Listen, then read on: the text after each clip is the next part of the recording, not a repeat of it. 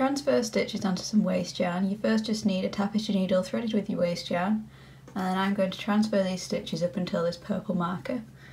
So all you need to do is insert your tapestry needle as if to purl and just slip them onto your tapestry needle. So just insert your needle as if to purl and then slip, because this just ensures you're not twisting any stitches as you transfer them. And then these are just going to go onto your waste yarn, and just keep doing that until you've transferred all of your stitches onto the waste yarn. I now have all of my stitches transferred onto my scrap yarn, so I'm going to remove the needle, and then I can just tie this together to secure these so they won't slide off.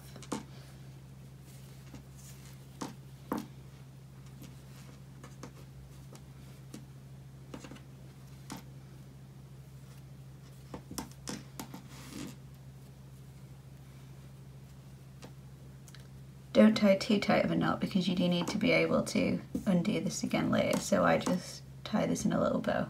And then I'm ready to continue knitting.